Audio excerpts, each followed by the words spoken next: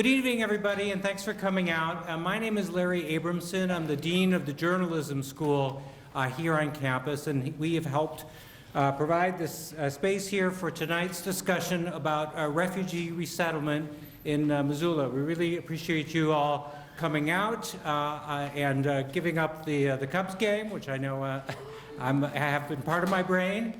Go Cubs.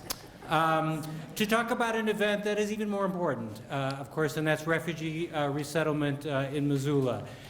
You don't have to be an avid newspaper reader or TV watcher to know that this is a very controversial subject, not just here in Missoula, all over the state, all over this country, and really all over the world. The huge flow of refugees around the world right now is creating enormous challenges, enormous opportunities, and enormous opportunities for discussion. And as a journalist, that's what I'm interested in. That's why we were proud to be involved in this event, which is actually put on by Soft Landing Missoula, an organization that you're probably all familiar with, and which has also put on a series of talks and lectures about refugee resettlement. And we have here the leader of Soft Landing Missoula, Mary Poole, who's going to be one of the presenters tonight.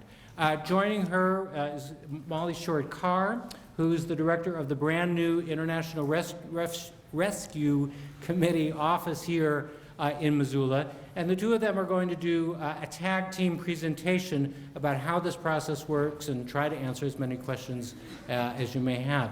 We also will then hear from Wilmot Collins, who is a former refugee, somebody who's been living in Helena for quite some time and was kind enough to drive over tonight. Thanks for being here. And then we're going to take questions. So this is the way this is going to work. We're going to have these presentations, and I'll get out of the way. And while the presentation is going on, or whenever it occurs to you, we ask that you write your questions down on one of the 3x5 cards that, thank you for raising the basket high, two of our volunteers are going to be passing around. And they will pass those questions up to me so that when the presentation is done, I can go through those and ask those questions. I think that's the best way to get everybody a chance to be heard, avoid repetition, and get the widest possible variety of views out there. I just want to remind people, on behalf of Soft Landing Missoula and on behalf of the Journalism School, that we are doing this because of our interest in civil discourse. So we want to give a chance for everybody to be heard, hence the 3x5 cards.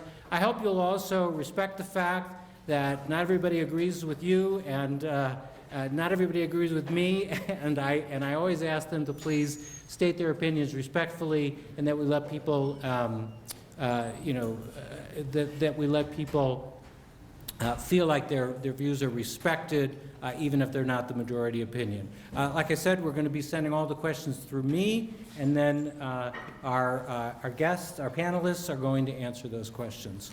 So without any further ado, I'd like to introduce Mary Poole and Molly Short-Carr.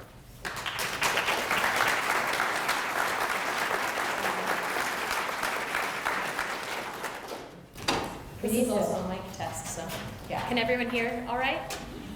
Yeah? Great. Yeah. Well, thank you so much, Larry, and special thanks to the University School of Journalism for sponsoring this event.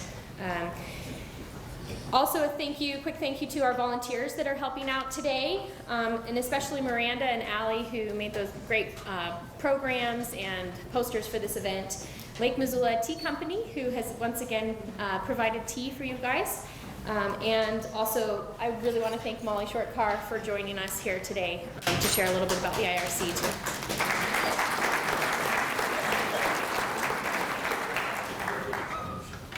So I want to give you a little bit of history about Soft Landing Missoula. Last September, the world witnessed photos that were coming out of the conflict in Syria, and a circle of friends and I also witnessed these photos, specifically the photos of Alan Kurdi. And he's a 3-year-old Syrian boy that drowned in the crossing of the Mediterranean with his family. His mother and sibling also drowned, and Those photos, I think, really, they rocked the world. They definitely rocked my circle of friends, and myself included.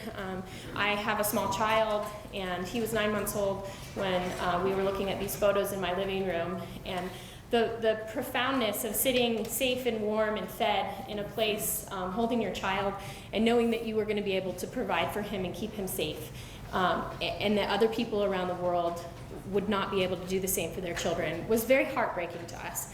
And so we started thinking, we had all kind of individually donated for the UNHCR, and then we started thinking there has to be something more we can do. And if not us, then who? And if not now, then when? So we organized a little bit larger group to look into what is this thing called refugee? We didn't really know at the time, and we didn't really know what resettlement was, but we thought, what would it look like if we could bring a couple families to Missoula? If we could help out locally here? We really quickly learned that Montana and Wyoming were the only 2 states of the nation at the time not resettling refugees. We knew that Missoula had a history of refugee resettlement, so we knew that we could bring it back, and that it was a place that we could affect real change.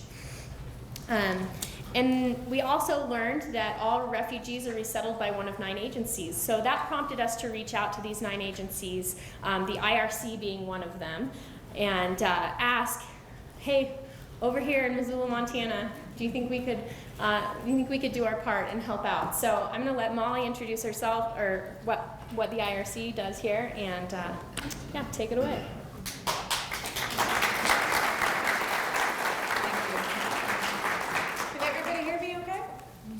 Okay, so like Soft Landing, the International Rescue Committee was also founded in a time of unprecedented crisis in the world with a large-scale refugee movement, and that was around the time of World War II. The IRC, the International Rescue Committee, came into being essentially at the request of Albert Einstein about 80 years ago. Albert Einstein, as you may know, fled from Nazi Germany. And when he came to the United States, he sought the assistance of organizations to assist to bring other academics and professionals who were being persecuted in Nazi Germany. So IRC is a global organization. We have humanitarian programs throughout the world, but here in the United States, we focus primarily on refugee resettlement. And in fiscal year 26, we were very proud to say that we helped over 10,000 refugees newly arriving in the United States, in addition to 45,000 other refugees, asylees, victims of trafficking, and other immigrants who are in the United States and in need of assistance.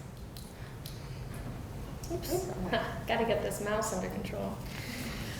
So like I said, when Soft Landing Missoula got together, we didn't really even know what a refugee was technically. And I think that goes for a lot of people this day and age. And part of what we really want to do is, help other people start to understand what is a refugee. So the technical definition of this is a person who's fled their country due to a well-founded fear of persecution based on 5 different things: race, religion, nationality, political opinion, or membership in a particular social group. That's a very broad definition. I want to take a look tonight at what it means more for the U.S. resettlement program, and what it takes for a refugee to come to the United States is a very specific and rigorous process. I'm still getting, okay. So there are nearly 65 million people that are displaced by war and conflict. 20 of those 65 million are registered refugees, and less than 1% of these registered refugees are resettled to a third country. So what does that look like? Oh, I am really bad at this mouse thing. Okay. So if you imagine all my little blue people up there, all of those people, no matter what shade they are, represent the 65 million displaced people in the world. And actually, when I started this a year ago, that number was 60 million. And I know when Molly Short-Carr started her work over 15 years ago, that number was 12 million. So it's increasing. It's not an issue that's going away. Right now, 1 out of every 113 people in the world are displaced by war and conflict. That 65 million people, it includes refugees, absolutely, but it also includes internally displaced persons, people that may have lost their home but stayed within the borders of their country, moved to another city, moved in with family. It includes stateless people, it includes asylum seekers, so people who have fled their country like we're seeing in Europe and gone to a totally new location to seek asylum there. About 20 million are what we call registered refugees. So to even start the process to begin to be considered for third country resettlement, you must register. The majority of refugees register with the United Nations. Out of these registered refugees, like I said before, less than 1% end up coming or end up qualifying for third country resettlement. So there are other what are called durable solutions that the United Nations uses to look at this huge global population of 20 million refugees. The first solution is repatriation, which is just a fancy way of saying the United Nations assists the refugees to return home. That's obviously the best solution. It's obviously the solution that is picked first if that's a possibility. The second solution is local integration. And that means that the country that the refugees have fled to, the very first country they fled to, this is a neighboring country because a lot of refugees are fleeing on foot. That country that is hosting them, either in refugee camps or in cities, the UN works with that country to integrate the refugees right there, give them legal status to be able to work and live there indefinitely as citizens. And then the third solution is third country resettlement. And that is the least desirable solution. It's by far the most difficult solution. It's the most costly solution. It really is not the first choice. And like I said, less than 1% of all registered refugees even start to qualify for that. It's really hard to go to a new country and learn a new language and live in a new culture in Montana, a new climate, right? The other thing that bears mentioning about these solutions is that not everybody gets to fall into one of these. In reality, large numbers of refugees they're actually warehoused in refugee camps or in cities, and they don't get the luxury of being able to go home or integrate into the country that they're in, and they don't get the services that they need either. So it's not a perfect situation by far. So let's talk about this 1%. Why is it only 1%? Well, it's very much a priority-based system on who gets to apply for third country resettlement. You have to qualify on many different levels. If you can return home or if you can be locally integrated right there, you're not considered for third country resettlement. And reasons you may not be able to return home is because you're facing further fear of persecution or death if you do. A perfect example of this is children with chronic medical conditions in countries where the infrastructure has been destroyed and they're not able to be treated. The LGBT community in some African countries where it's actually illegal to be LGBT, so even if your family gets to go home, it's not safe for you to do so. Victims of torture, political refugees. So it's a very specific list of people. Women at risk, so women who have lost their husbands, who aren't able to work. So it's about 70% of that 1% are resettled in the United States. There are other countries that participate, Australia, Canada, obviously being two of the bigger ones. And in the fiscal year of 2017, the fiscal year is October to September, the United States has promised to take up to 110,000 refugees. These refugees fall into all sorts of nationalities. 22 nations right now have refugees. So when we're looking at resettlement, even though we are catalyzed by this crisis in the Middle East and crisis in Syria, it's not, you're really opening your arms up to anyone from these 22 nations. And like I said before, 9 voluntary agencies manage the resettlement. Molly will talk more about that.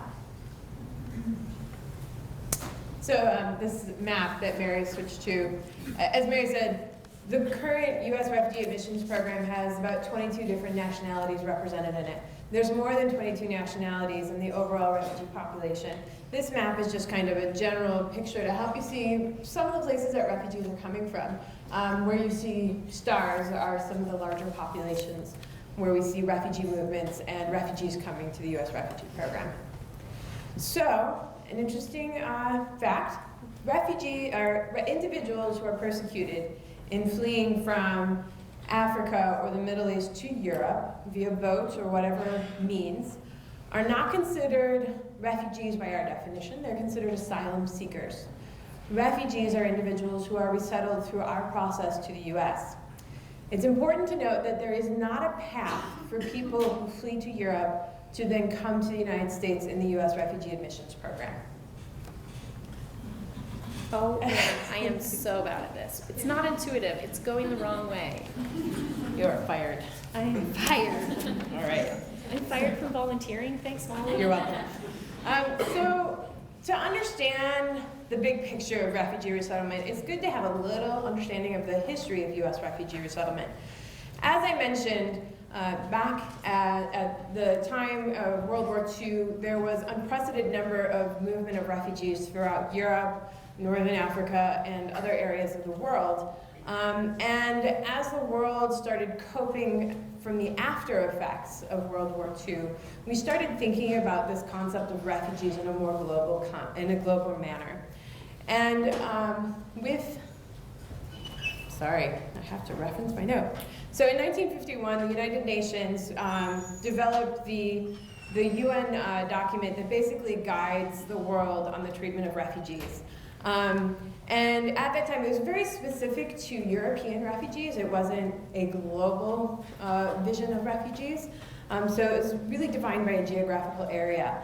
And then following suit, the United States actually passed several different forms of immigration regulations to help assist refugees from very specific areas of the world, such as Eastern Europe, former Soviet bloc, or at the time Soviet bloc countries, from Castro, Cuba. So we were targeting refugee populations specifically based on their geography, but we were providing support. Then there was a shift in 1967 when the Protocol on the Rights of Refugees was developed. And the big shift is we no longer were looking at refugees as from an area, but we were looking at them as individuals in a state of persecution, regardless of where they came from. And then in 1975, some of you may be familiar with the Hmong refugees who have come here. In 1975, the U.S. passed the Indochina Migrant and Refugee Act, and that act basically allowed us to bring refugees from Cambodia, Laos, and Vietnam to the United States in a paroled status, so they weren't admitted to the United States, they were on a conditional status that eventually became permanent.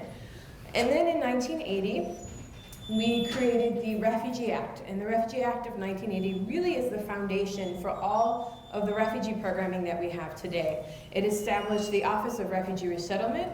It established the Department of State Population Refugee Migration, which is the external organization or the external department that manages refugee processing. It also created the VOLAG structure, or voluntary agency structure, where the U.S. government contracts with 9 voluntary agencies to provide resettlement support in the United States. So as you see, we actually have a very long history of providing support to refugee populations, sometimes based on their geography, sometimes based on their individual persecution. And so this is a program that's really been developing over a long period of time, especially in its current format since 1980. Am I going to go the right way this time? No. No, okay. Oh my gosh, why is this so hard for me? Wrong way. I need to swipe. Try the Can I just There swipe? you go. Okay, there we go. I get to steal this slide from Molly because it's one of my favorites. And it might be a little difficult to see and read because there's some small writing, but I'll explain it. So on the left-hand side, it starts in about 1975 when the acts that Molly was talking about started, and it goes to present day. And it shows, the height of the bars show how many refugees the United States admitted that year. So we can see a few things from this chart. We can see in the late 70s and early 80s, that huge spike that happens. That is when Hmong people were being resettled in the United States. And then when we had this other kind of hump that goes up in the 1990s, that's when a lot of Belarusian and Ukrainian refugees were being resettled. And the thing that I like most about this chart is that it shows that the two times in resettlement's history where need has really increased, Missoula has answered that call. We have resettled Hmong refugees. We have resettled Belarusian and Ukrainian refugees. It's something that Missoula has a strong history of doing, and it's something that we can do again and answer that call. And then lastly, I'll just point out, you can see the numbers down here, hovering kind of on the lower end of what we have the capacity to do as the United States. And that in fact, in some years, we have resettled over double what we're resettling now.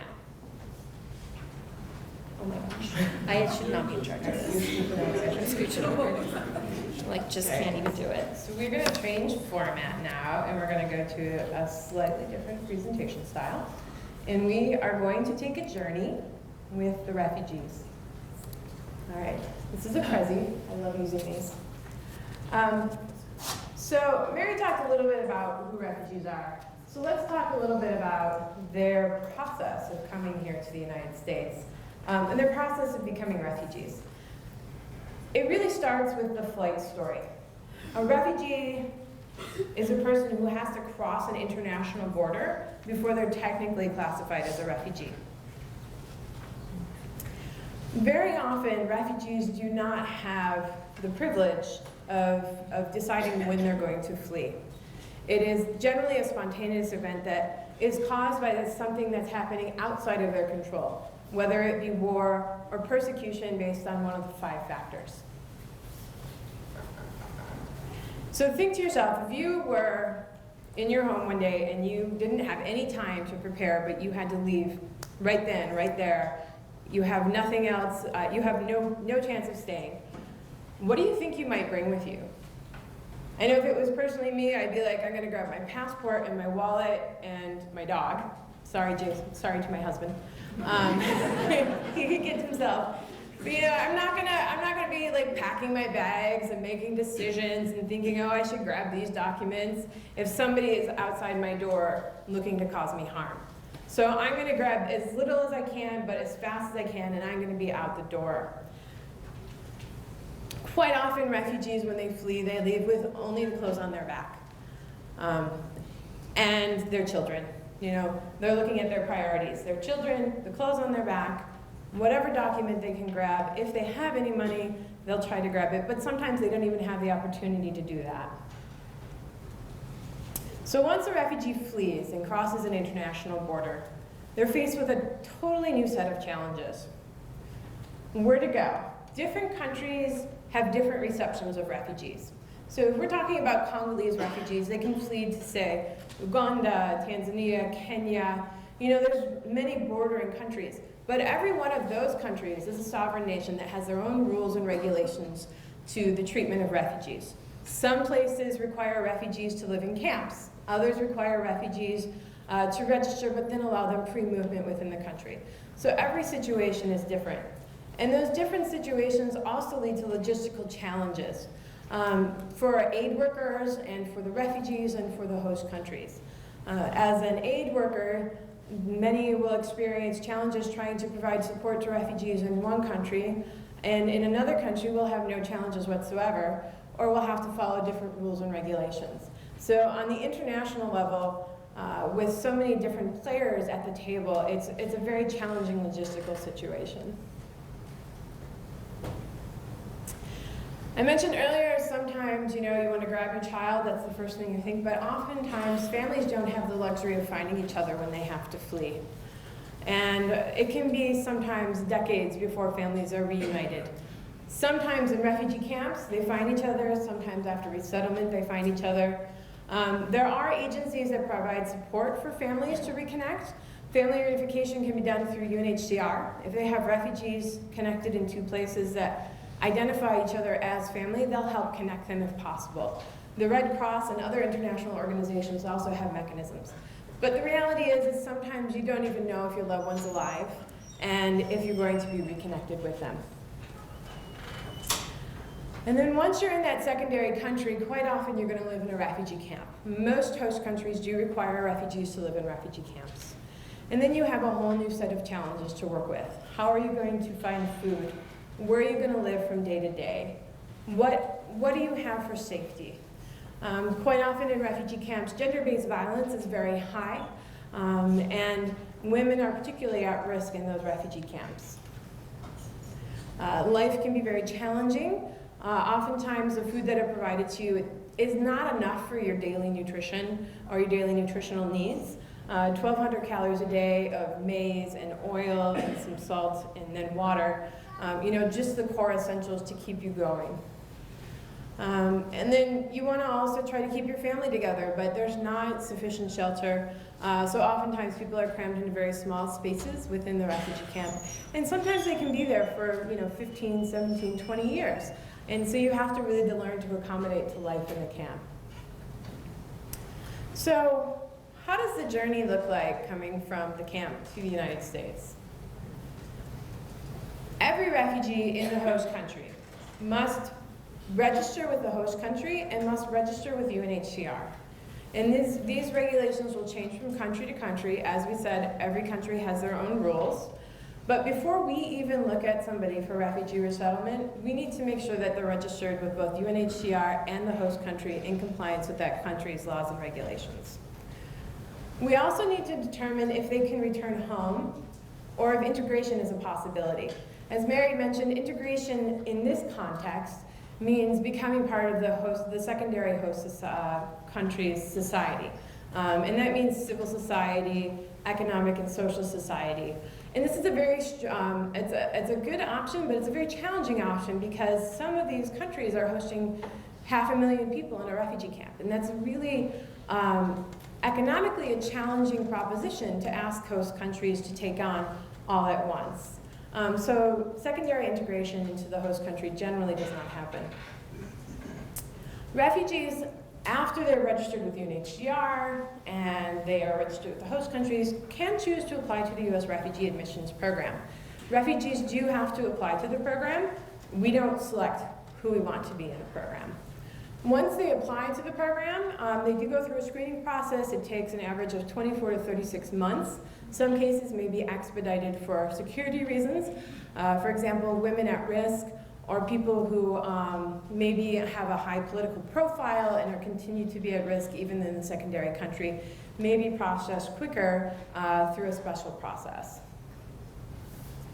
So for consideration to the U.S. Refugee Admissions Program, to be resettled, you need to be processed through the Refugee Support Center in the area of the world you're in.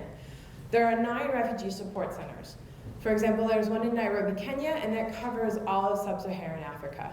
The support center is the contractor for the State Department that provides support in the processing of the refugees, making sure that they're connected for their interviews, making sure that their background and bio data is collected, and making sure that they have an official interview with a Citizenship and Immigration Service officer who also conducts their biometric and biographic backgrounding. So it has to be a CIS officer who does the fingerprints, for example. Then cases are processed for security screening. And security screening is completed at a different level. It's actually information that's generally not provided back to the contractor. It's confidential, but it does include connection with the Department of State, Department of Homeland Security, the FBI, the Center for Counterterrorism, and the Department of Defense. So those 5 divisions are all part of the refugee screening process. Refugees also have medical screenings before they come to the United States. Medical screenings are not to make sure they're healthy and check their teeth and all of those things. The primary purpose of the medical screening is to make sure they do not have contagious disease, because we do not want them traveling to the U.S. while they're ill or with the risk of them passing on a disease to somebody in the U.S. or while traveling. Then finally, cases are assured to the resettlement agencies in the United States. So before they finally travel, they have to be assured to an agency like IRC in Missoula that says, yes, I will take on the responsibility of receiving these refugees and doing the resettlement process with them.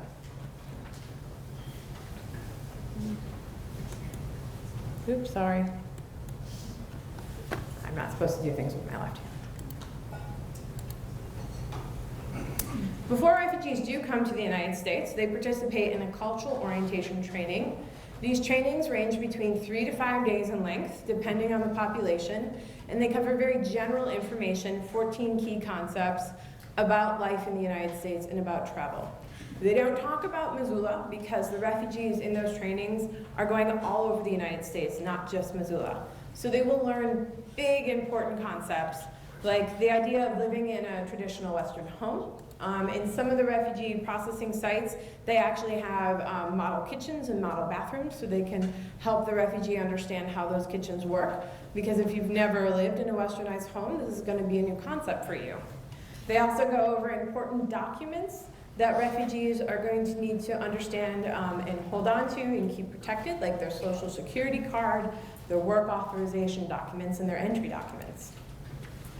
They also talk to the refugees about what their fears and expectations are. On the refugee side, quite often, they're getting bits and pieces of information about what's happening in the United States. And that leads them to have questions about what's going to happen when they come to the United States.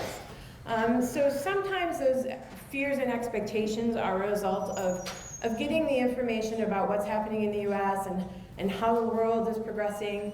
And people get strange information about what they should expect or what might happen here. So part of the cultural orientation process is to help kind of start align those expectations for the refugees, but also help allay some of the unrealistic fears. And I think up here one of them is that a refugee feared she was not going to be allowed to bring her hijab with her, that she was going to have to give up her religion if she came to the United States. So in cultural orientation, of course, we would say you have freedom of religion in the United States. You may choose to wear your hijab if you want to. And then finally, there is a section on travel, because very rarely have refugees ever experienced traveling in an airplane. So we do go over what it's like to get onto an airplane, to buckle up your seatbelt, all of those things. Because when the nice stewardess is going to get on and make announcements, they're going to do it in English and maybe German, but they're not going to do it in Somali or whatever language the refugee speaks. So we try to prepare them as much as possible in advance. Then they're off to the United States and off to Missoula. Oops, sorry. So all travel for refugees is arranged by the International Organization for Migration. Refugees are issued a piece of paper from the State Department that is in place of their passport, and that piece of paper basically gets stamped upon their entry as admitted under Section 208 of the Immigration and Nationality Act. And then we greet them at the airport and we take them to their first home, to their home. The first 30 days of the resettlement process are the busiest for the refugees after they get here, and it's when the most is happening between the refugees and the agency. We're making sure that they're housed, that they have food, that they're connected to appropriate public assistance programs. They have their social security card applications submitted and received. We have their first medical appointments within the first 30 days. We provide an in-depth cultural orientation training to the refugees over the course of the first 30 days. Children are enrolled in school. We work on financial literacy, and we also start getting them ready for their first job in the United States. So this is a group of students in an ESL class learning about the names of different foods they were getting in a veggie share. And then refugees, once they get here and they get past the excitement of arriving in a new country, they start the process of tackling those challenges that come with starting a new life in a new country. They're learning a new language, they're learning a new culture, they're learning a new system of laws and rules. They're getting jobs, they're raising their family, they're overcoming trauma, and most importantly, they're building new community. And we hope that they're building community with us, and they're becoming part of our community here in Missoula. In this last slide, this is a picture from a Douala celebration. We just celebrated Douala 2 days ago, where the Bhutanese community came together and celebrated Douala with the larger community that they were living in. and brought a new tradition to the community and brought the community into their tradition to build their community with their host community. 1 second as we go back.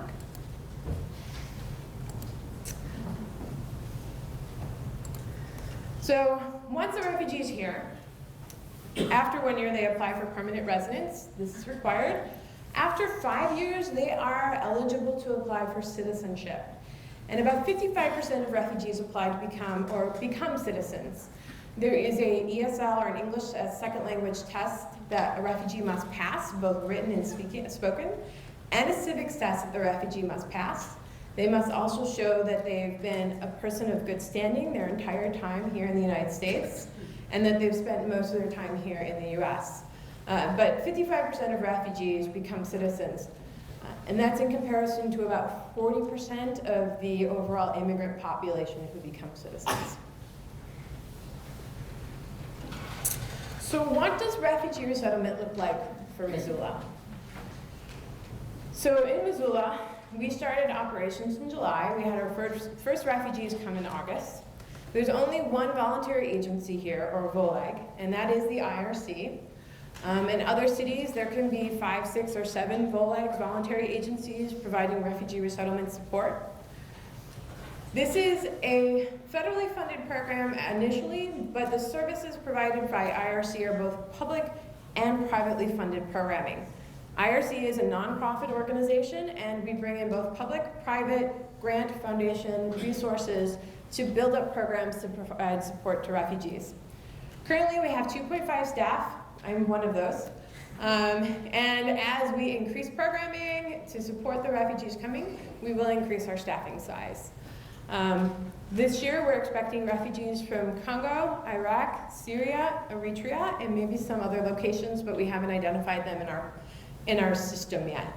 And as you may know, we will resettle up to 150 refugees in FY17. We may resettle less than 150, but our proposal to State Department says up to 150. So there are some key things that are unique to every community. Every community is different in refugees, in regards to refugee resettlement. One of the things that really is a focus is helping the refugees navigate their new community and navigate through Missoula. And one of the wonderful things we have with Soft Landing is a partnership to bring teams of 5 volunteers to support each new family to help them through the process of navigating through the community. Refugees are enrolled in English language classes in Missoula at the Dickinson Lifelong Learning Center. It was a program that already existed, but we're connecting with and helping build and hopefully to build additional resources. Young children are going to school. They're going to school in the public system.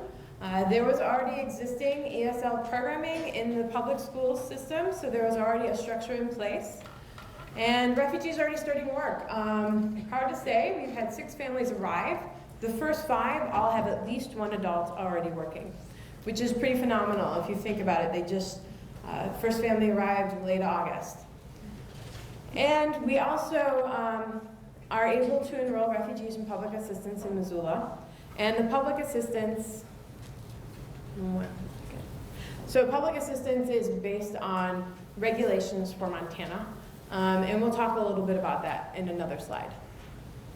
Housing is determined based first and primarily on the size of the family. So if we have a family of 6 come in, we're going to look for a 3-bedroom apartment. We look to put refugees in safe neighborhoods, reasonably affordable. And I know this is questionable, but what we do is we look at, I know this is a challenging proposition in Missoula, I should say. But what we do is we look at what 2 working adults could reasonably bring in at the average wage for the refugees that they're earning in the community, and determine what they could reasonably afford once both adults are working. We also make sure that refugees are on the busing system. It's very key that they be able to move about. So if their house is not within range of the bus system, it's not going to be suitable housing, and we're not going to utilize that. We like to have refugees close to resources. And most importantly, we do not want to steer refugees. And by steering, what I mean is we don't want to target certain areas to put certain populations because of their ethnicity, nationality, language, or religion. We want refugees to have freedom of choice of where they live in Missoula, but also not to feel like they have to live in a certain area because of who they are specifically. Refugees are eligible for many of the programs that U.S. citizens and permanent residents are eligible for, but they do not get special privileges in these benefits. They are not able to jump to the front of the line. So if a refugee wants to apply for assistance in public low-income housing, they may apply, but they're going to be going to the back of the waiting list like any new applicant. So refugees do not get to jump ahead of anybody in the process of asking for assistance or support. So there is a fiscal impact to refugee resettlement. Refugee resettlement is what we call a front-loaded program. Most of the cost of refugee resettlement happens at the very beginning. So last year, the overall budget for PRM and ORR was about $950 million. And that includes all the money that goes to the states for local resettlement programs. If you look at the overall federal budget, $4 trillion, that's about 0.0002% of our annual budget. What most people don't realize is that the State Department portion actually is going into the foreign aid budget. So even though refugees are coming here and we're resettling them here, the funding is part of the foreign aid budget. That's the big scale picture. On the lower scale, the smaller scale picture, refugees are, again, what we call a front-loaded program. Each refugee, when they arrive here, receives a grant or a set amount of money that's provided to the agency, IRC in Missoula, and our job is to make sure those funds are used to help set up the home for a refugee, pay rent, pay security, make sure they have food stock until they are able to bring food in on their own, and make sure that their core services are met. That grant is a very finite amount of money when you look at starting a new life. It's $1,125 per person, one time only. So if you are a single person or a family of two, that's not a lot of money to get started. If you are a larger family, there's a little more financial resource to move about and to provide support. So it is essential that we make sure we connect refugees to additional services. TANF, or Target Assistance for Needy Families, refugee cash assistance, or matching grant can be provided to refugees. And this is the part where we provide support financially to the refugees. The last program, matching grant, is something that will be coming to Missoula very shortly. And it is an employment self-sufficiency focused program where the agency provides the cash assistance and pays for rent for the refugees instead of going through the public assistance program. Refugees also receive SNAP, Supplemental Nutrition Assistance Program, formerly called food stamps. And they also receive Medicaid for a period of 6 months. What's important to know is that this money that these refugees are receiving, it is federal dollars that is being brought back to the state and being spent in the state and being spent locally. Another interesting fact, refugees, when they come here, are issued a travel loan to come to the United States. And they have to pay back the cost of their travel to the United States in an interest-free loan, but they have a period of about 3 years to pay that off, and they have to start paying almost immediately, within 6 months of arrival. So even the cost of their travel, they're paying into. And when we talk about the cost of refugee resettlement, I mentioned that it's uploaded, that it comes at the beginning of the program. Once refugees start working, then they're starting to contribute back to the community. 85% of refugees in the IRC network are working within the first 6 months of arrival here in the United States.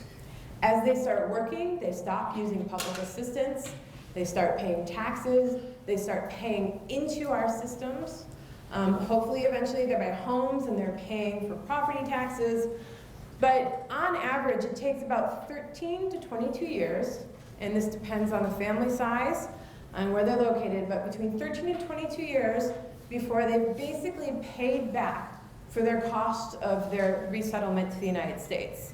Now, that's an average. Every family's different. And then after that, they continue to pay into our tax base, and they continue to provide funding. So refugee resettlement is what we call a cost-positive program to the U.S. Taxpayers. Because even though we're paying money up front to support the refugees, they then start giving back into the system. And just looking at it as a pure tax calculation, they are paying back into the system. Additionally to that, there are other benefits economically to refugee resettlement. We mentioned there's federal dollars that come into support, and those dollars then go back into the Missoula community. So we're capturing money and bringing it back into the Missoula community to pay for rent, pay for food, support local businesses. And refugees themselves also then start the process of contributing to their new society, whether they're starting local businesses in the community, whether they're buying homes and rebuilding homes. So they're also bringing other incentives and benefits to the community as well. So as we look forward and see refugee resettlement happening in Missoula, again, what is it that will make it successful? It's important to understand that the work we do in refugee resettlement is what's called a public-private partnership. We talked a little bit about the federal dollars that come in to help us provide support to refugees, but we also as an agency and as a community have an obligation to help refugees integrate. As an agency, it's our job to bring additional resources to the table, to provide additional support based on what we see happening in the community and where support is needed. We also work on a model of integration and looking to make sure that key factors of integration are met. Some of those key factors, looking on a scale of 10 key concepts to look at. Some of those are having strong foundations. So are they in a safe home? Are they engaged in school? Are they working? Are they having social connections? And really, are they having social connections outside of their ethnic and religious community? Are they connecting with the average American or a refugee from another community? Are they having social interactions outside of just their ethnic group? That is really a very strong foundation for a proper integration process in the United States. Having that level of comfort to be able to go and connect with people who are different than you. And then ultimately, citizenship is one of the foundations of a strong integration process. Many refugees have not had the opportunity to be civically engaged in their home country because they're persecuted by the government primarily. So for a refugee to come here and go through the process of resettlement and become a citizen and then have the right to vote and a right to have their voice heard, it's really the foundation of integration.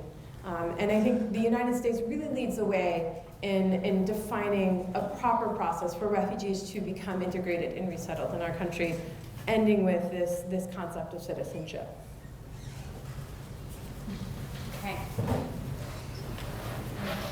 So again, I just want to touch really quick on a little bit of what Soft Landing Missoula is doing here to help with that integration.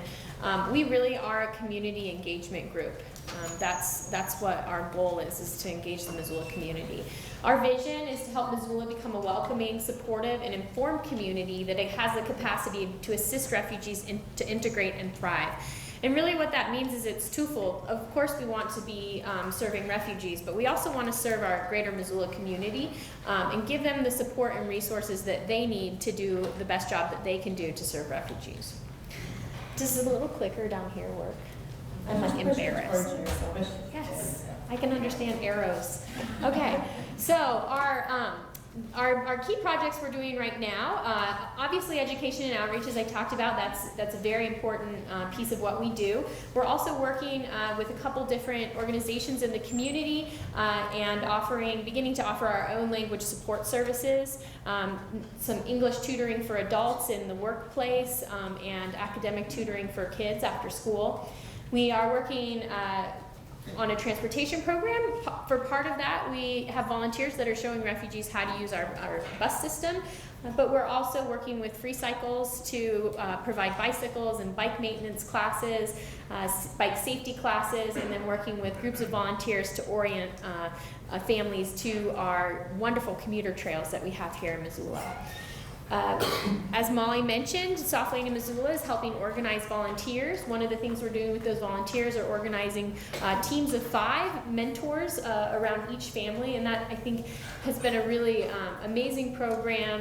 And beyond that, we've seen so many other people in the community step in and start to, integrate refugees into their own lives, into their church communities, their soccer teams, their choirs. It's been really amazing. And then we also are opening a community resource center. It's been really fun to get our space ready. And we hope in that resource center that we can not only host classes of our own, but we can provide a space for other people of other cultures and nationalities to share a little bit about their lives with us. And then, of course, you guys have been so generous in this community, and we're trying to manage some in-kind donations so that we can help supply furniture and furnishings and clothing to families that come here. So I'm going to speed through some of this because I think that we're running out of time, and we want to make sure you guys have plenty of time to ask questions. But it came up when we were doing this, like, why is this important? Why should Missoula participate? And frankly, on the very basic level, refugees need a safe and welcoming place to live. And I think Missoula is that place. We have a strong history of resettling refugees, as we've talked about. 40 other states already participate in this program, and we have the capacity to participate, and some would say the obligation to participate. And Missoulians have opened their hearts by the hundreds. And actually, our support group right now is over 1,000 people. So we have about over 400 people signed up to be volunteers, which is I'm just continue to be blown away. And why is this good for Missoula? Molly talked a lot about the economic factors, and that refugees and immigrants do bring economic benefits to a community. They also bring diversity, and that increases cultural literacy, it enriches lives, and it prepares our children to thrive in a global economy. And that last part is really important for me. I am so excited at the idea that my child is going to be able to sit next to people of different religion, different culture, different color and class, and really learn how to live in this global world and be prepared when he gets out of school in Montana to live in that global world. Sorry, I am going to blaze through this because I think you did cover quite a bit of it. I will say that refugees and immigrants, they do start small businesses at higher rates than native-born American citizens. And in fact, 40% of all Fortune 500 companies in America right now are started by immigrants or their children. So when we're talking about benefits to the community and job creation, we're talking about job creation on the scale of millions if we look across the United States. And then lastly, Missoula has been put in this unique position to become a leader. We are a bright spot in the world right now. We've had, national and international press. I receive emails and phone calls from all over the United States. How did you do this? Can we do this too? So we have been put in this unique position of leadership in this controversial subject right now.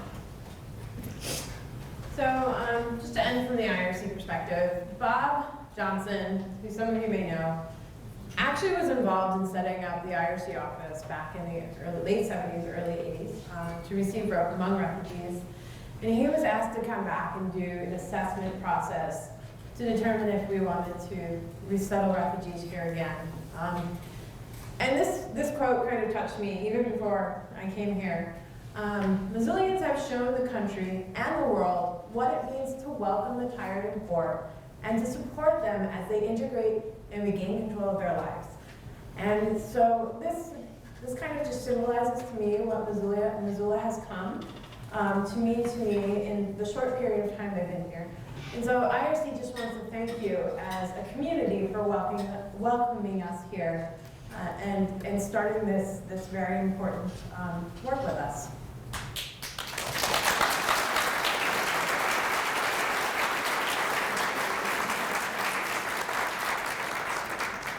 And I have one more slide. You know, to me and to a lot of people that are involved in this, we keep coming back to this idea of patriotism and what is patriotism. And we really, really believe that America is rooted in our ability to come together and offer hope and refuge to the vulnerable and persecuted. We know that we're at our best when we come from a place of compassion, generosity, and opportunity for all. And by working together, we can invite diverse new neighbors to join us in building an even stronger community, a stronger Montana, and a stronger America. So thank you guys so much. This is our contact info, and we're going to invite Wilmot Collins. I have the pleasure of calling him a good friend over this last year, and so.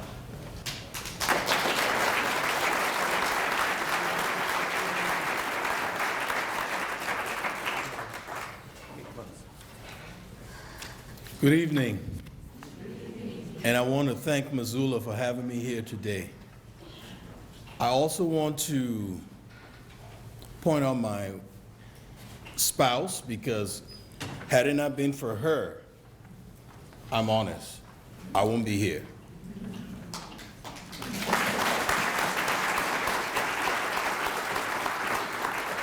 And next to her is my son, who decided that I will forego a $27,000 scholarship in Cleveland to stay in Montana.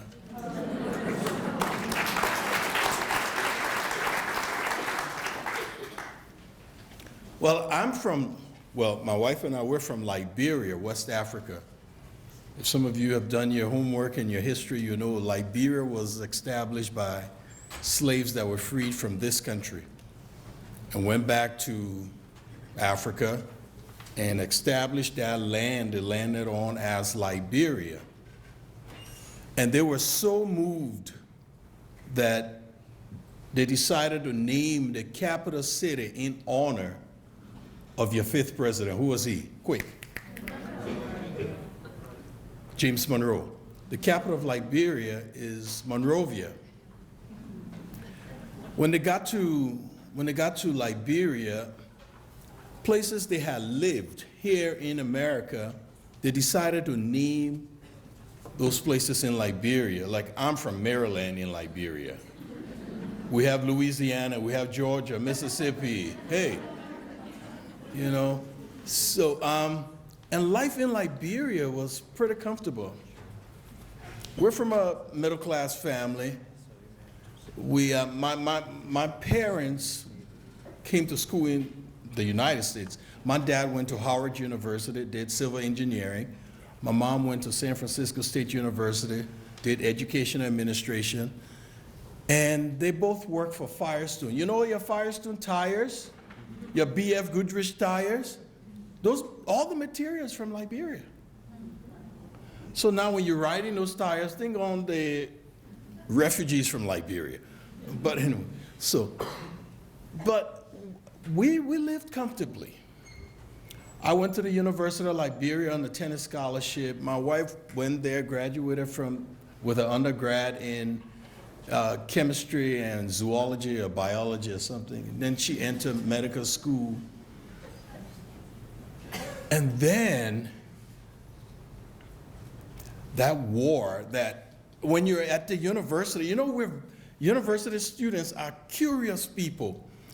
When the war was about 6-7 hours away from where we were in Monrovia, we were determined to see it to the end. A lot of the older folks decided, you know, we're getting out of here. We don't want to stay here for this. But the inception of this war, Liberia had, Liberia's president, William Talbot, was the president of the Baptist World Alliance. He was a Baptist preacher. And when we had our first military coup in 1980, the president was murdered in his bedroom next to his wife. And things went downhill from there. The military took over. And what's different about Liberia and here, in Liberia, people that went to the military because they could not make formal education. Whereas people that enter the military here are cream of the crop. So the military leader that took over the country has an education level of 7th grade. Think about it. Things got so bad in Liberia that if you could not say anything nice about the government, you dare not say anything negative. That's what blows me away about this country. You can say whatever you want, and it's okay. Freedom of speech. Sometimes I sit back and listen to you talk about and to your leaders. It's like, whoa, these guys could never live in Liberia. I'm dead serious. Things got really, really terrible. Finally, people that fled Liberia, and one of those who fled was Charles Taylor. Charles Taylor fled Liberia, and Liberia contacted the Interpol and all of that. They said he fled because he was going to get arrested for embezzling. Charles Taylor was arrested and put in Boston maximum prison. And hey, guess what? He broke jail. How did that happen? We don't know. But he ended up getting training and going back into Liberia. And that's when Liberia really got into problems. The military leader refused to leave. Charles Taylor said he was coming. And we decided we will see it to the end. Little did we know. Little did we know about war. Little did we know about war in Africa, because Liberia had never experienced such. We were the first independent African nation. We gained our independence 1847, July 26. Other African countries gained their independence 1960, 1959, 1958.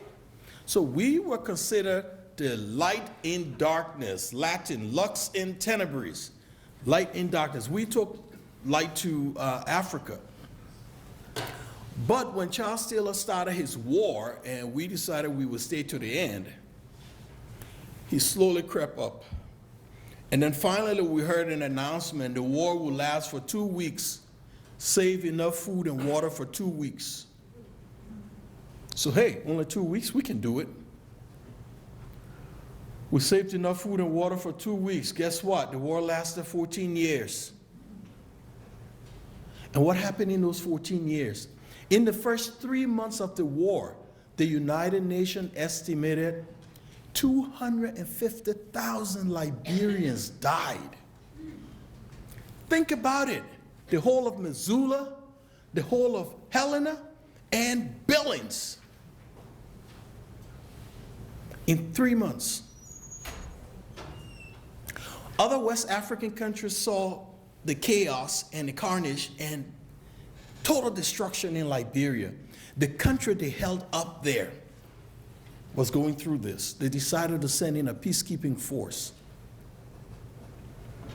And the peacekeepers came on board cargo vessels. And they told Liberians, anybody want to leave on the vessel could leave. And my wife, my mother, my other siblings, we decided it was time. That evening we got together, we prayed and prayed and prayed and prayed. Finally, the next morning, it was a Friday, we got up early to go to the port. And my mom got up and said, I'm not going. I said, whoa, whoa, whoa, we prayed about this, we're going. She says, no, I'm not. When you guys left, I prayed some more, and the Lord is not leading me. I said, the Lord already sent a sign. He sent a ship. What more do you want? She would not go. And I thank God she's a stubborn lady. Because when we got to that port, the line to get on board the ship was more than a mile long. We stood on line Friday, we stood on line Saturday. Finally, Sunday, 9:47, 9:45 p.m., my wife and I were tapped. You, get up. And I think we were the last two to shut the gate. When we got on board, it was estimated 10,000 people in standing room only on board that ship. 10,000 standing room only. Where were we going? The only thing we were praying for when we got on board that ship, I hope we can go to an English-speaking country. Because mind you now, you know, Africa got a lot of French-speaking, Portuguese, and we in Liberia, we spoke English. So we were praying that the ship would land in an English-speaking country. And fortunately for us, after 3 days, the ship landed in Ghana, which was colonized by Great Britain. So guess what? They spoke English. When we got there, between my wife and I, we had $10. Am I right? 10 or 5? $10. And I took $5 from her and said, I'm going, because in Liberia, I also used to teach. I taught at an international organization school, and a branch was in Ghana. And I told her, I'm going to find that. And I stopped a cab. I said, hey, I'm going to the SOS Children's Village. Do you know it? He said, yes. I said, would you take me there? He said, yes. I said, how much? Would $5 be enough? He said, yeah, sure. I realized it would have cost me 50 cents, but that was after the fact. And when we got to the village, like Molly said it right, where is she? When she said, when you're fleeing your country, do you really think you're thinking about material stuff? No, you're not. The way 3 days on the line, 3 days on board the ship, 1 day at the port, and when I got to this village, I went into and believe me, it was embarrassing because no shower, no food, nothing. I know how I was smelling. And when I got there and asked to speak with the director and introduced myself as Wilmot Collins and needing assistance, he said, can you identify yourself? I said, yes, I'm Wilmot Collins. He said, no. IDs? I said, no, how I fled is how you see me. Didn't even have IDs. Didn't even have change of clothes. And then he said, but there are some kids from the first ship. If they can identify you, I'll help you. I said, great, call them. I used to teach them. And those boys came. When they saw me, they started crying. When they knew that teacher, he was 170 pounds, 180 pounds. That day they saw me, I was 90 pounds. My wife was about 87. We were dying of starvation. And when the director realized that they knew us or knew me, he said, where's the rest of your family? I said, they're at the port. He sent a van for my family and I. So we got to the village that night. Oh my God, we had not seen so much food. I'm serious, we had not seen so much food. And guess what? The very next day I was hospitalized. Not from the food, but from malaria, dehydration, malnutrition, you name it, this little body had it. But the old man upstairs kept him going until he got into safety. So 7 days I was in the hospital on drips trying to regain my strength. Finally, we decided that this is it. We would stay in Ghana. And so back home, I was teaching, and so they put me into the school system. My wife was in medical school, they put her in the clinic, and so we started helping out. But that's not what we wanted. We didn't think that was good enough. We wanted more. Then my wife came up with this crazy idea, we should go to America. And I'm like, how? Who do you know in America? She said, oh, I have family in America. I said, whoa. I didn't know about that. But my wife came to Montana in the 80s, and she went to Helena High School. She was an African exchange student. She graduated from Helena High. And the family, her host family she lived with, we contacted them and said, hey, we want to come to America. Of course, nobody knew the process. We didn't know anything. So she said, oh, don't worry, we'll get you here in a couple of weeks. And after a couple of months, she realized that she contacted Carroll College. And Carroll College awarded my wife a scholarship to do nursing. So, boom, my wife gets a scholarship, she gets a visa, and she's able to come to America. But a couple of days before her departure, she started to get sick. And, the man ego in me is saying, oh, come on, don't worry. I know you're missing me already. But she just got sick and sicker and sicker. So we took her to the hospital. After running tests and all of that, the doctor comes back and says, congratulations, Mr. Collins, you'll soon be a proud father. And I'm like, no, my wife is going to school. He said, well, she's pregnant. And so we had to rethink our plans because she had to maintain an average while she was here. She was coming to a strange environment. Her husband would not be with her. But she said, I can do it. I said, you can do what? She said, I can do it. I can maintain the average. I can live without you for a while. And I'll take care of our child.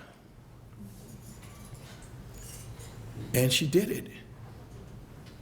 In the meantime, while the crisis is going on, Jimmy Carter went to Liberia to bring peace. While we were fleeing, this guy went there and brought peace. So because there was a ceasefire, I ran back to Liberia and said, oh, I can go back and work. I don't have to be a refugee in Ghana. So I went back. And then guess what? The ceasefire broke. And this time, I didn't have that glorious ship to get on.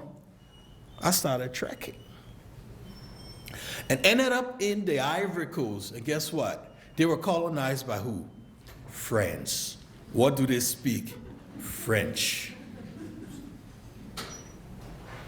Going into the Ivory Coast was not an easy thing. So then my wife is communicating with me, telling me I have to register with the United Nations. And that's the only way I'll be able to join them. And I went through that process. And I have to say today, the United States has the most vigorous, most intense vetting process in the world. Don't believe the hype. I went through it. Not only did I go through it, after coming to this country, I worked for it. I worked for immigration. You know the interviews and all of that you were talking about? I did that 360.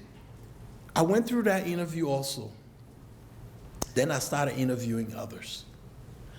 And I still remember this day, I called my wife and said, I don't think they were picking on us.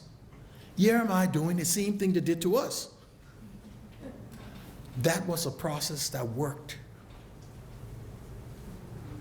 And that process is even more intense today It took me 2 years and 7 months to go through that process.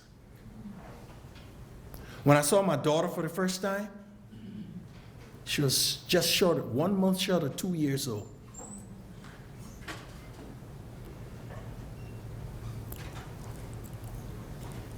So anyway, finally, I got on the program. I registered with the United Nations. I went through, like Molly said, the medical screening, the interviews, the security screening. You know, at one point, I got so frustrated, I called my wife. I said, forget it, I'm done. These people are way too invasive. I was done. And she said, nope, the Americans know what they're doing. She was so reassured. I don't know where she got it, you know, but that's why I say I owe it to her. Because she was also reassuring. The Americans know what they're doing. Don't worry about it. And I remember they asked for letters we had written each other. And I called my wife up. I said, you have to send letters I've written you, and please send only the good ones. You know, because I was very critical. I was angry at America. I was angry at Americans. I was angry at the world because they had kept us apart so long. And my wife's response was, you don't have any good letters. But she sent them anyway. I said, well, maybe. And when the letters came, I'm like this, crossing my fingers and praying and praying. And this lady that was interviewing me said, did your wife reply to these letters? That's when I was happy because her letters were just so reassuring. I pulled those letters out and handed it to her, and she looked at it. And then she said, okay, we'll be calling, we'll be emailing, writing you and letting you know the next step and all of that. The whole process, 2 years and 7 months. When I finally found out I was coming to America and coming to Montana, I called my wife. I said, I'm coming to Montana. She said, when? I said, I don't know yet, but I'm coming. So I said, what's Montana like? Tell me about this place. She said, oh, it's, listen to this, right? This is in January. I'm from Liberia. The average temperature is 80 degrees. I called my wife and I said, hey, tell me about Montana. What is it like? She said, oh, you will love it. It's beautiful. I said, what's the weather like? She said, oh, it's pretty warm today. So I said, when you say pretty warm, what do you mean? She said, oh, it's 29 degrees. And so in school, I learned that water freezes at what? 32, right? So the way I look at that was nothing can be colder than ice, right? But she told me 29, so right there I said, geez, my wife doesn't know what she's talking about. So then I said, can I talk to your host mom? So Joyce comes on the phone. Hi, Wilmot, how are you? I'm fine. I'll be coming to join you all soon. I said, what's the weather like today? Oh, it's warm today, Wilmot, it's 29 degrees. So I said, Joyce, what is it when it's cold? She said, oh, sometimes 30 below. And I said, below what? She said, below zero. Come on, the closest I've come to snow, you know the frost in the freezer part of the refrigerator? That was, and they're talking about 30 below zero. What the heck is that? No African can tell you they understand that. And that's where I was coming. I was coming to a place where, oh, it's beautiful. It's pretty warm, 29. It's cold, 30 below. And that day came.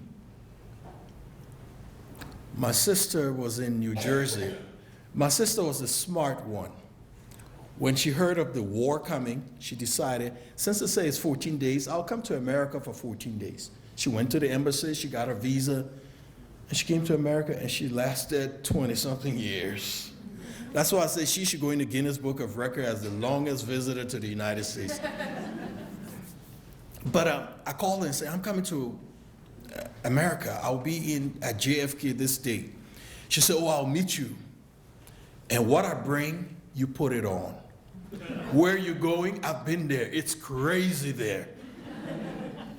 So my sister brought 2 sets of long johns, a turtleneck, a heavy winter jacket, a white shirt, and she didn't really explain the process of getting from JFK to Montana to me.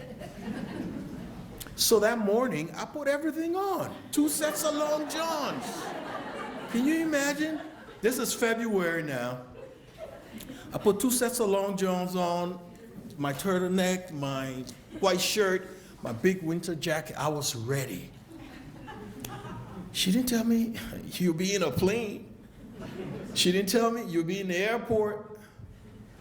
And we landed and we got on the plane, and I'm the only man on the plane sweating. I am sweat. I mean, it's pouring, dripping. So I decided to heck with it. I took the jacket off. And then I'm opening the white shirt, and this guy next to me looks at me. How many layers are you wearing? I said, you don't want to know. And we landed in Salt Lake. And I'm getting on this smaller plane to come to Montana. And I'm seated in the one of the aisle. And this guy comes, excuse me, and he sits next to me.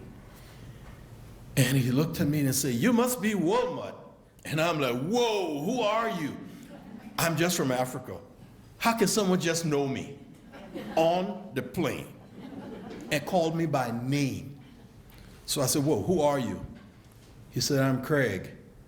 My dad is the vice president of a Carroll. He awarded your wife the scholarship, and I'm coming to meet you. I said, whoa, nice to meet you. You know, that's the spirit of Montana. He didn't wait to, he saw me and acted like we were friends, and he scared the heck out of me because I didn't know who he was. But when we got to the Helena Regional Airport, the pilot, we're descending, and he said, it's sunning and 35 degrees. And I'm like, this guy is crazy. But I actually saw people in shorts. People were wearing shorts. And of course, it was a pretty emotional moment for me. It was the moment I had to see my daughter for the first time. And I forgot I had a wife. And I ran to her, and I was scared because I didn't know I thought I would startle her. And when I pick her up, she didn't say anything, and I hug her. And then I started screaming, look, she's hugging me. It was so emotional. But at the airport, you would have thought there was some foreign dignitary was coming. Because the Carroll College people, the this, the that, they were all coming to meet this refugee. That's the spirit of Montana. So I arrived, right? I'm here in this, I hate to say godforsaken cold, but, and we go up to the Knoxheim's Ranch, and they're way up somewhere where the weather on that side is even colder than down. But Bruce was the assistant principal at at Helena High, where Maddie went to school. And now let me tell you about the spirit of Montana. So I would go with him in the morning and walk around town. I didn't have any work. So I walked this day up to the Capitol. Wow, what a beautiful building. I walked inside, and to my right was the office of the Secretary of State. To my left, the office of the governor. I said, I'm going to meet the governor. And I walked up to that office, and I got stopped by the receptionist. She said, do you have an appointment, sir? I'm in my second week in the country, right? She said, do you have an appointment, sir? I said, no. She said, would you like to set one up? I said, sure. So I'm writing my name and my P.O. box, because I couldn't think about the address out there. Didn't have a cell phone, and this guy tapped me. May I help you? I turned. No thanks, I'm here to see the governor. He said, well, I'm the governor, Mark Roscoe. I said, oh, nice to meet you, sir. He said, what can I do for you? I said, well, I'm just from Africa. I thought I should come and meet you. He said, come on in. What part? I said, Liberia. He said, oh, Monrovia, Liberia? I said, yeah. He said, sit down. That's the spirit of Montana. And I went into the governor's office without an appointment. Tell me one refugee that has done that anywhere else. Nowhere else. There, I got my first lead. He said, what do you do? I pull up my resume. Yeah. He looked at it. Beam, Pat, can you come in? This is Mr. Collins. Oh, you're Maddie's husband. I said, whoa. She said, your wife and my daughter were in school together at Carroll. I said, oh, okay. And she looked at my resume and she said, oh, Intermountain Children's Home is hiring. That's where you would fit. I said, okay. Boom, I applied, got an interview, got my first job 3 weeks later. Started working. So when they say we're soaking up resources, come on, you gotta give me some of that the resources we're soaking up, because I didn't soak any. And then the mind is always roving, right? So I'm sitting at home this weekend, this lady calls on the phone. Can you subscribe to the Independent Record? I said, no, I read it at work. She said, what do you do? I said, I work at Intermountain. She said, what do you do on your weekends? I said, whoa, you're asking to subscribe, and I'm not going to subscribe. Now you want to know what I do on my weekends. She said, yeah, because if you're free on your weekends, why don't you join the National Guard? I said, oh. What a conversation, right? And so I said, I'm not an American. She said, you don't have to be. And so that was the test of time. I wanted to prove her wrong. I said, okay, give me your name and number and give me the name of the recruiter you're talking about. She did that. And within a month, I had to tell my wife I was going to boot camp. And guess what? Leaving my wife pregnant, can't drive, had to go to work. By this time she had graduated, she's a registered nurse, she's working, and she's pregnant with this guy. And I had to go to boot camp, and I'm like, whoa, this is happening too fast. But I had already sworn in and couldn't turn back. So I told Intermountain, hey, I gotta go to boot camp. I said, see you, we'll see you when you get back. And so I joined the military. I'm proud to say next year, I got my 20 in.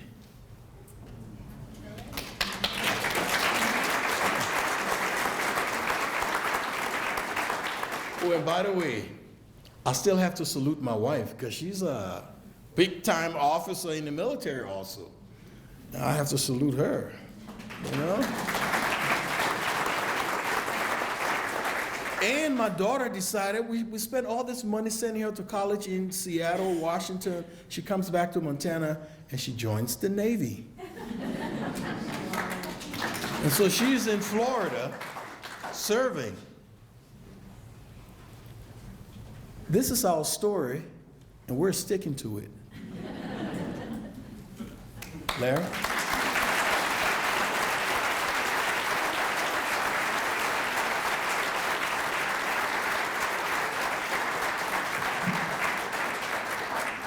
Thank you, Wilmot. So now we're going to take some questions, and I've sorted through here, and there's some patterns here. And this is a question that was asked many times in many different forms.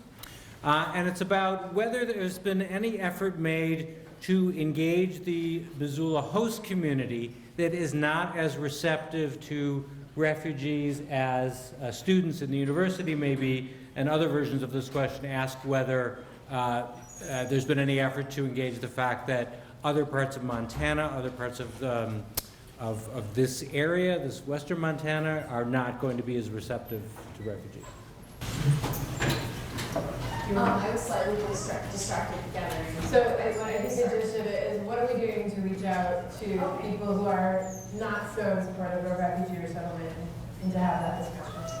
Yeah, well, this is definitely part of it right here. I've traveled all over the state, speaking with any group that will have me, giving a lot of the same information. Wilmot's done some of that traveling with me.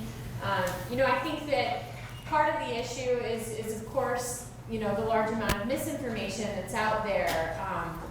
But then I think that we find that there is a lack of transparency and a lack of good, accurate information about what resettlement is and about the process. It took me months and months of pretty intense research to put all of this together, phone calls and emails and talking with other cities about what is this? Can we do this sustainably?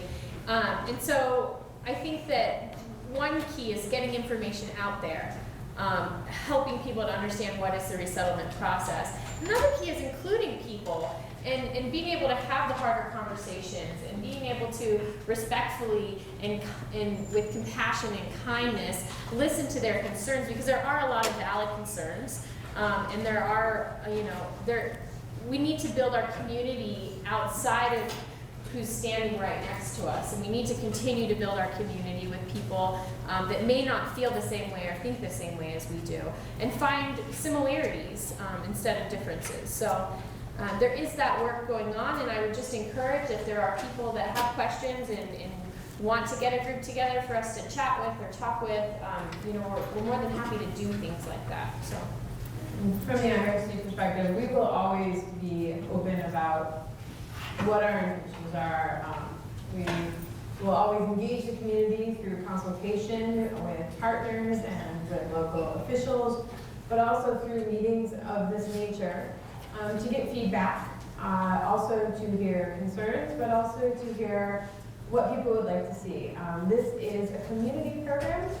It's not simply refugees coming and living here, but it's part of refugees coming and becoming part of this community. So we need to know what the community thinks and feels as well. And we are open to that, and we will continue to be open to the community's questions and to their concerns. Maybe I can just add, Molly, does the IRC ever encounter communities where you decide that the receptivity to refugees is not adequate, and that it makes it a bad choice for an office, since we didn't have an office here? Does that ever happen? So Missoula is unique in that we were asked to come back. That hasn't happened in other communities, although now it's becoming, through the leadership of Missoula, actually becoming more of a possibility. Communities are starting to invite us in. We look at a lot of factors when we look at deciding to open office. One of the things that we look at is the community engagement and the level of support that the community is already showing. And, Missoula had 19 letters of support that came in with the package for the application. The city council has passed a welcoming initiative. Welcoming Communities Initiative, part of the overall White House initiative. We may look at a community and decide it may not be the right community, but generally it's not going to be, generally we don't find that communities as a whole are not receptive to refugees. Okay, another question from the audience, and I'll read this word for word. How are the citizens of Missoula going to pay the estimated $78,000 plus medical and legal expenses for each family in the first 3 years? I'd like to know where that number comes from, and then we can have a discussion. But the programming for refugee resettlement is funded by the federal government. It's part of our tax dollars. Again, as I said during our presentation, a good portion of that actually is part of the foreign aid budget.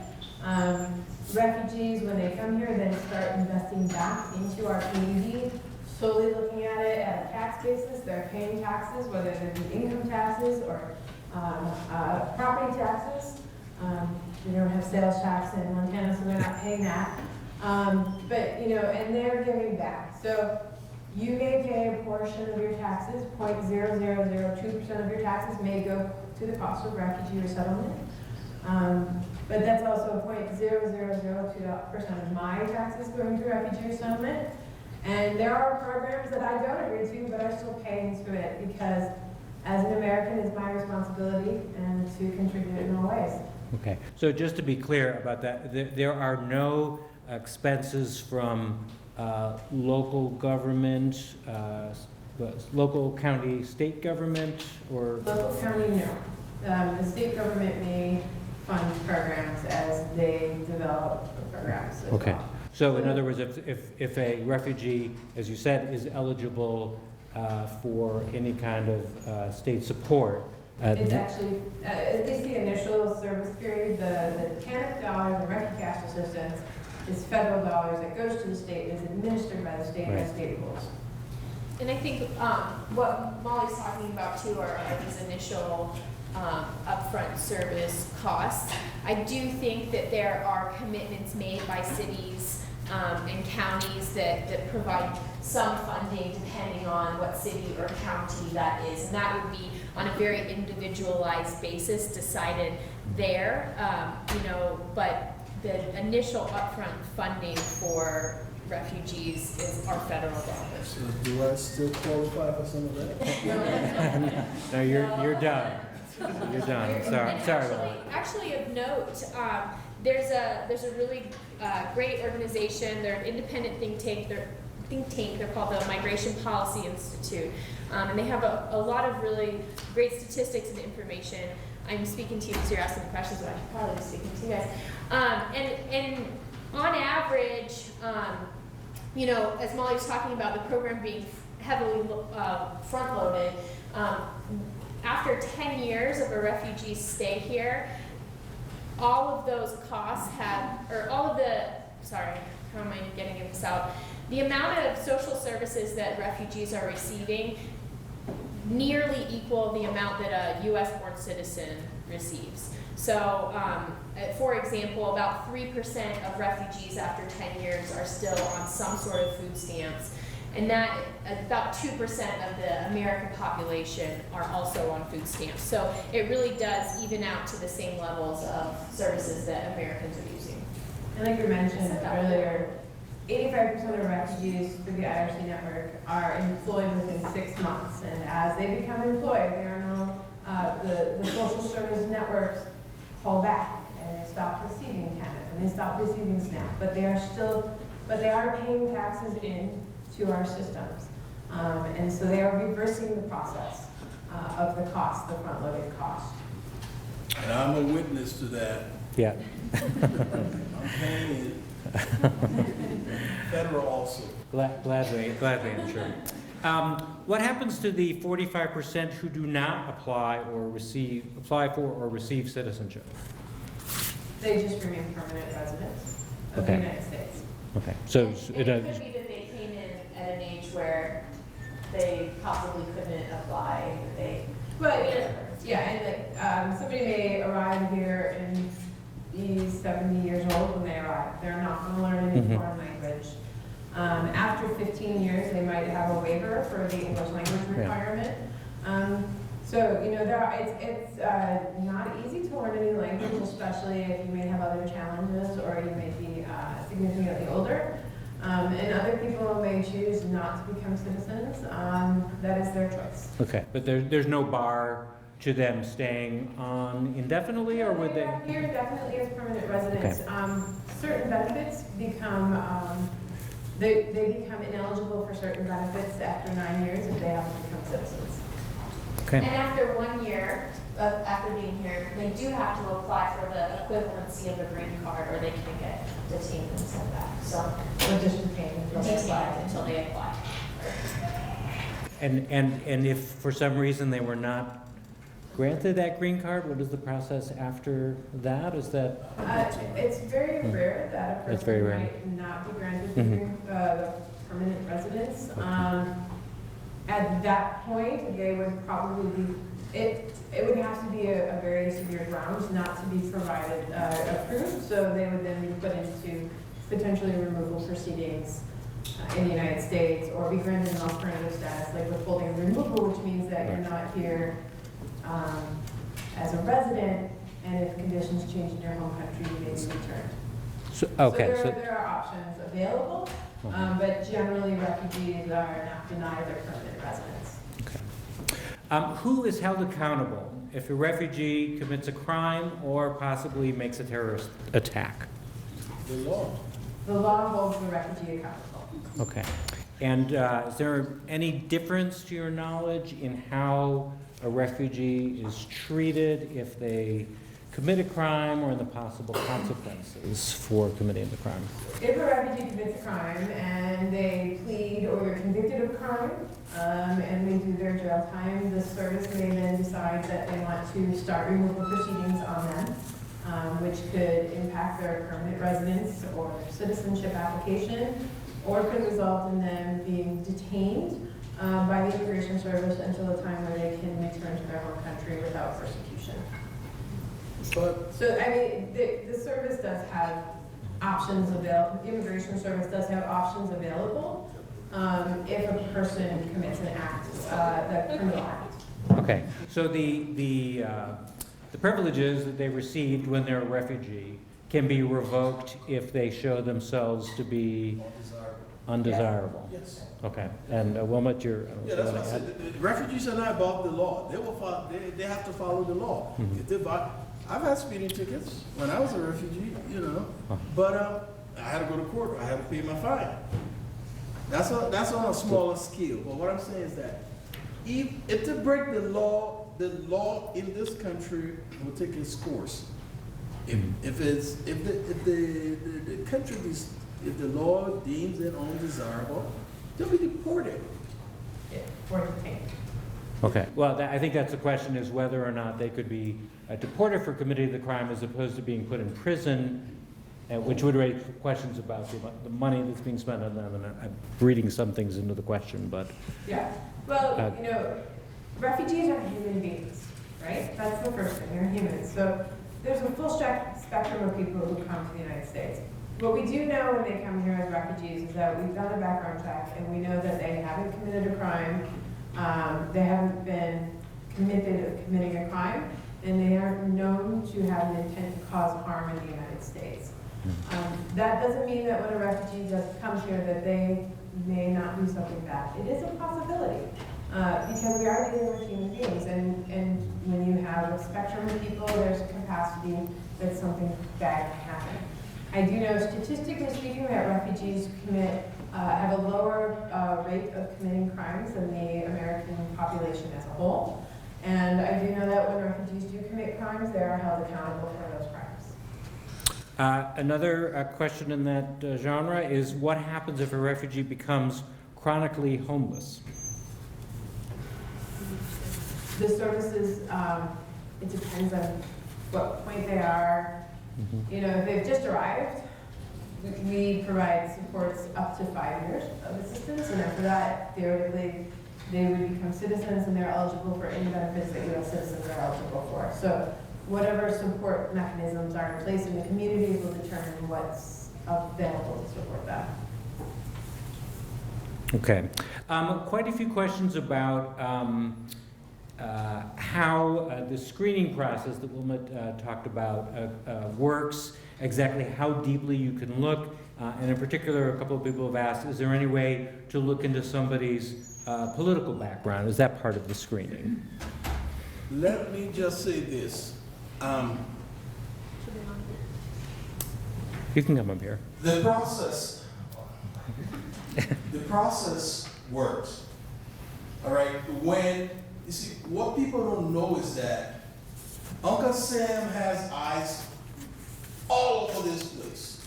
Nobody can get in a political situation. No, let me rephrase it. Nobody can get into a quiet political situation. Do you know a quiet politician? I don't. And we, refugees, have to prove ourselves. The United States does not have to. If they're in doubts about you, you're not going anywhere. You have to remove the doubts. You mean we refugees have to remove those doubts. So it's not like when you're given the opportunity to go for your interview, you automatically come to America. That's not it. They will have to verify. So in our process, as long as it takes, even for me, before I got my security clearance for the military, normally it takes people, what, 2-3 months, and they got the security clearance. It took me 8 years. So Wilmot, what does that mean in terms of your political background, which is what the question is? Do you have to show that you believe in democracy? Do you have to... Well, say you're coming from Liberia. A refugee coming from Liberia, they will automatically know. That's all we have. Well, what we consider African democracy, we have elections, we have party systems, people voted. They know the systems in Liberia, so they're not going to say you're from something that we're not. And Liberia was a small country, 43,000 square miles, 1/3 of Montana. But, and we have embassies everywhere. So even if the embassy is in Liberia and there's no embassy in Sierra Leone, believe me, Uncle Sam got eyes in Sierra Leone. And I think that so the vetting process is very complex, and it's done at a very high level by 5 different branches of the U.S. government. It's not something that they make publicly available for anybody to know exactly what the process is. I don't have clearance. When I worked in Kenya, I didn't have clearance. It's a very detailed process. It includes biometrics, it includes background, it includes interviews after interviews after interviews. The process is, the question about do we look at somebody's politics? Quite often, politics is one of the 5 factors that can determine why a person is a refugee. There's race, religion, nationality, membership in a social group, and political opinion. And we do, as Wilmot pointed out, have the right to our own political opinion in this country, and we do respect that everybody has the right to their political opinion. But when somebody does come here, even on their permanent residence application, they're asked if they were ever a member of a communist party, they're asked if they were a member of the Nazi party, they're asked if they have intentions to engage in polygamous relationships. It's very, Is that right? and it's very, for us as Americans, we would say it's very intrusive. But, this is the process. And if you want to come to the United States, you have to go through this process, whether or not it's intrusive. Yeah, and you, Wilmot, you said that you found the process intrusive. Were there any questions that you thought were sort of edging onto your religious background? No, not really, because I was a Methodist. Oh, I am a Methodist. I was born. Not much to say there. I was a Catholic before a Methodist, so no, I didn't see that threatening. It's just that the more personal side of it. The more personal side, like reading all my, letters and they dug in my background, all right? And I was scared at one point because, when you're in political science at the university, you tend to think that you must get involved with the political process of the country. And I was involved with the political process of my country, so it scared me a little bit. I thought I wouldn't come. But I assume you just told the truth and Yeah. that worked out okay. That's it. Okay.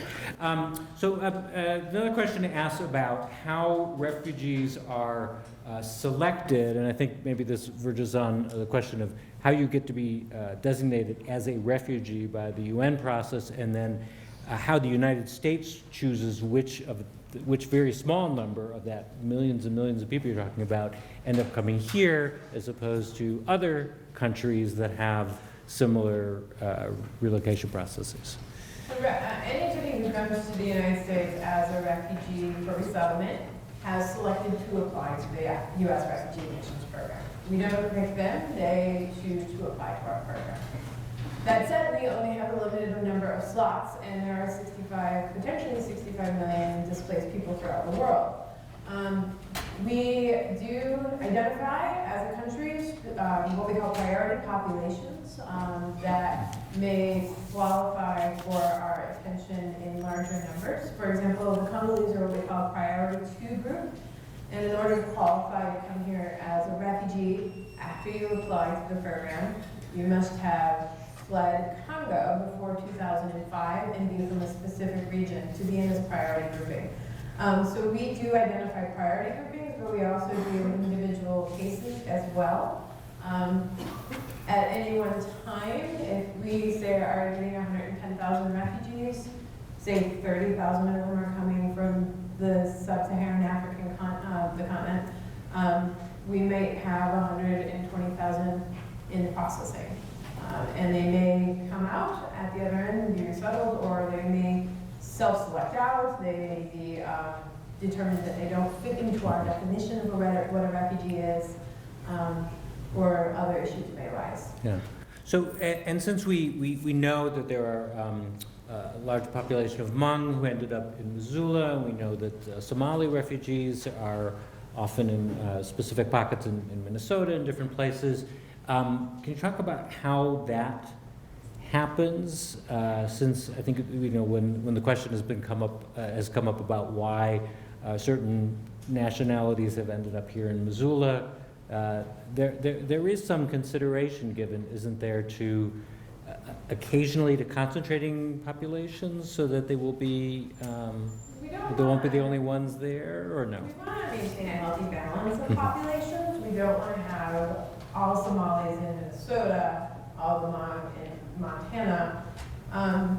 When the program really started back in 1975, before the 1980 Refugee Act, before we started really looking at this as a systematic program, we did end up pocketing refugees in certain areas, and that's why there were so many in Missoula. And but now we really do look at having a spectrum of refugees in the community, so that there's an increase in diversity, but also to allow the refugees to have a better integration process, so that they're not, isolated in small pockets of their own community. Okay.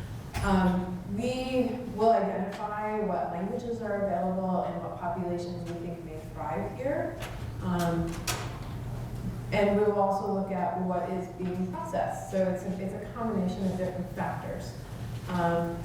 There was a very robust family reunification program that did determine that, well, as a result of that family reunification program, a large number of Somali refugees ended up in one area because they were families and they were interconnected.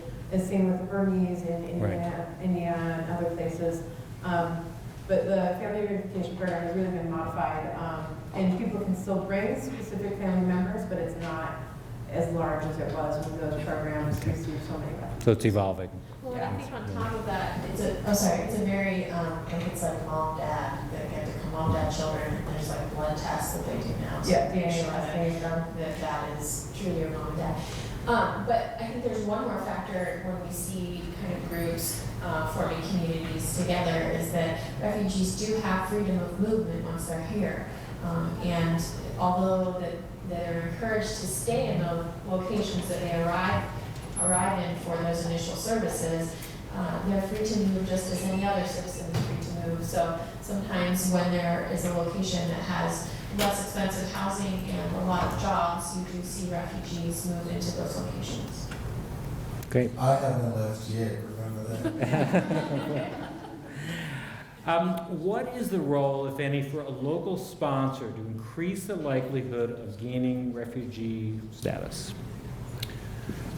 So, well, it says, what is the role, if any, for a local sponsor to increase the likelihood of gaining refugee status? I don't know if the person who wrote that is here, but So yeah. a local sponsor, so that's I think that's a model that's used in Canada. This may be what they're talking about, and it is a model that we've seen recently used. I just read an It's being article discussed in for Connecticut. possibilities. Yeah. A local sponsor wouldn't increase the chance that a refugee would be able to come, like a specific refugee, if that's the question. But it is a model that some places are beginning to think about using, and Canada has used. And I think the idea is a group of people get together, they raise, money, I think it's $10,000 in Connecticut, the article that I just read. And then they're able to kind of manage the case of that refugee family. Yeah. But I don't think having a local sponsor necessarily increases the likelihood that, it doesn't change the system of how you get here. So I can't raise my hand and say, I have room in my basement, send me a Syrian family. Well, we can talk about that. What it would do is it would create a mechanism on this end for the receiving of the refugee, but it would have no impact on the overseas processing piece. Okay, so it would be more of a placement, influence on placement rather than on the selection Yeah. process. And maybe the question is also if somebody's wondering if they can get a specific family here that they have a relationship with. And I think as we heard in Wilmot's story, it's not, you still have to go through the same process. Okay. So another question is about why this effort was limited to Missoula, and are there efforts in other parts of Montana to do similar things? Well, I'll talk logistically why, and then you can talk more about the other parts. So we, as a provider, have a service radius of support for 50 miles, but the reality is we're only going to place refugees when we know they can get on a bus, get to work, and get to the service structure. And so the busing system is pretty much our defined service area in Missoula. And then, Mary? Yeah, in terms of other communities, I've definitely been contacted, by, and this is not me reaching out, but I've been contacted by groups in almost every major city in Montana wondering if we could give them refugees. And as Molly said, that's not the case. But I do think that there are other places in the state that are interested in resettlement, and I think that in the future there may, if things go well in Missoula, there may be a path for that, and people are really asking for it. Right, but the presence of the IRC office here is important for during this initial period. You're the glue. Right, and then, as you said, once they get settled, they can go anywhere they want to. Right. Okay. I don't know if there are any other questions. We're just about down to. Another question was, what policies at the federal level do you think are needed in order to make the resettlement process easier or more efficient? On the domestic side. Yes. I think federal meaning, like Washington. But once refugees arrive here, is what, I'm assuming the question is once refugees arrive here, not on the processing side overseas. I think the United States does a really good job at refugee resettlement. We take an approach where we want people to be self-sufficient and on their feet fast. We want them to be contributing back. We also make sure that they can be part of society and that ultimately ends with citizenship. Other models in other countries may provide services in a different way, but we really are leading the way in the integration process for refugees. And I think that's reflected in Europe in particular. They're reaching out and getting technical advice and support from US-based organizations so they can start looking at integration and refugee resettlement in a different perspective. That said, I think it's important to note that there can always be more support for refugees.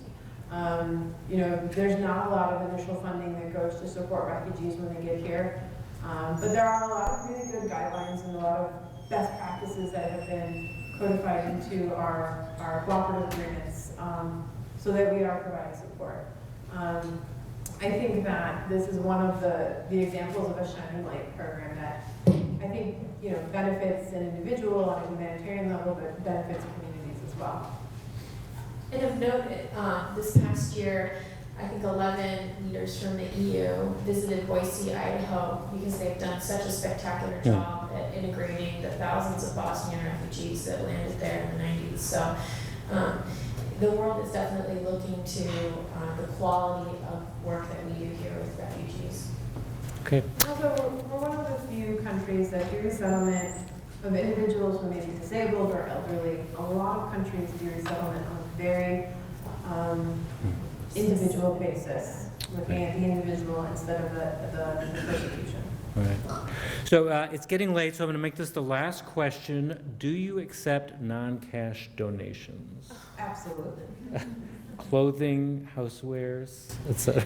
Yeah, in fact, we've accepted so many non-cash donations that we continue to outgrow the generosity of churches and businesses that are holding these donations for us. So currently, we have a couple of storage containers in the parking lot of the Seventh-day Adventist Church at 800 South Avenue. Anyway, all of this is on South Landing Missoula's website. You're welcome to get a hold of me through the email that I had up here earlier, where we have some information out front. But yes, we are accepting donations.